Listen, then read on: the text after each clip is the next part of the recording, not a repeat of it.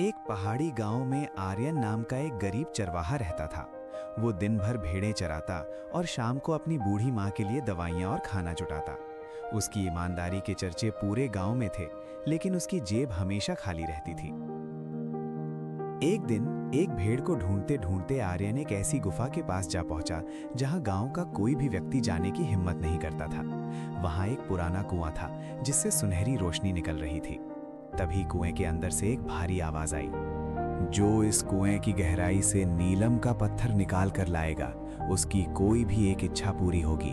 लेकिन याद रहे, लालच करने वाला कभी वापस नहीं लौटता। आर्यन को अपनी माँ के इलाज के लिए पैसों की सख्त जरूरत थी।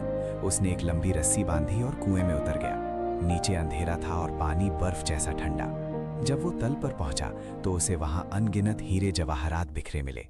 अगर कोई और होता तो शायद अपनी झोली भर लेता, लेकिन आर्यन ने केवल वही नीलम का पत्थर उठाया जिसके बारे में आवाज ने कहा था। जैसे ही उसने पत्थर छुआ, पानी का स्तर बढ़ने लगा। वो बड़ी मुश्किल से चोटिल होकर और हाफते हुए बाहर निकला। बाहर निकलते ही उसके सामने एक अमीर जमींदार खड़ा था। जमींदार ने उसे डराते हुए कहा, मूर्ख लड़के, ये पत्थर मुझे दे दे। मैं तुझे इसके बदले 10 चांदी के सिक्के दूंगा, वरना तू इस गांव में चैन से नहीं रह पाएगा। आर्यन घायल था, उसके हाथ से खून बह रहा था, लेकिन उसने निडर होकर कहा, मालिक, ये पत्थर मेरी मेहनत और ईमानदारी का फल है। मैं इसे किसी लालची इंसान के हाथ नहीं बेचूंगा, भले ही मुझे अपनी जान क्यों न देनी पड़े। जैसे ही आर्यन ने ये कहा, वो पत्थर गायब हो गया और उसकी जगह एक फरिश्ता प्रकट हुआ।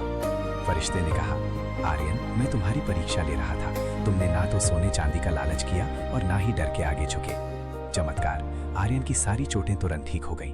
पुरस्कार, उसके घर के आंगन में ताजे फलों और अनाज का भंडार भर गया। उसे किसी आलीशान महल की जरूरत नहीं थी, लेकिन फरिश्ते के आशीर्वाद से वो गांव का सबसे सम्मानित और खुशहाल व्यक्ति बन गया। उसने अपनी मेहनत से एक बड़ा अस्तबल बनाया और अपनी माँ के साथ सुख शांति से रहने लगा।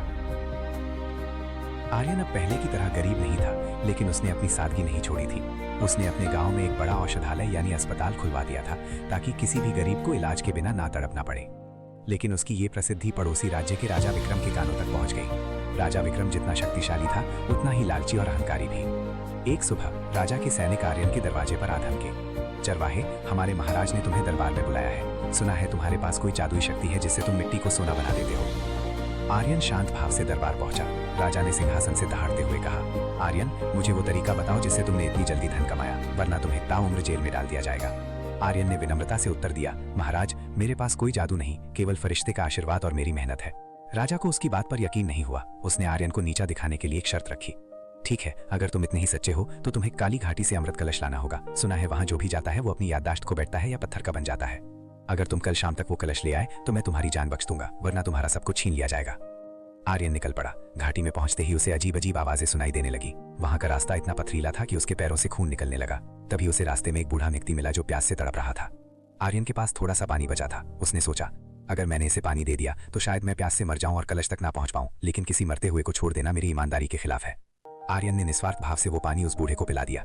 पानी पीते ही वो बूढ़ा मुस्कुराया। वो वही फरिश्ता था। उसने कहा, आर्यन, तुम्हारी असली ताकत तुम्हारा धन नहीं, तुम्हारी दयालुता है। फरिश्ते ने उसे एक अभिमंत्रित दिया जिसकी रोशनी में घाटी का कोई भी मायाजाल उसे छू नहीं सकता था। अगले दिन जब आर्यन दरबार पहुंचा तो उसके हाथ में वो कलश था। राजा जैसे ही उसे छूने के लिए आगे बढ़ा, कलश से एक आवाज गूंजी, ये अमृत केवल उसके लिए है जिसने दूसरों के लिए त्याग किया हो। एक लालची राजा के लिए ये केवल साधारण मिट्टी है। राजा के हाथ लगाते ही कलश मिट्टी में बदल गया। राजा को अपनी गलती का एहसास हुआ और वो आर्यन के पैरों में गिर पड़ा। आर्यन ने उसे माफ कर दिया और राजा ने कसम खाई कि वो अब से प्रजा की सेवा करेगा।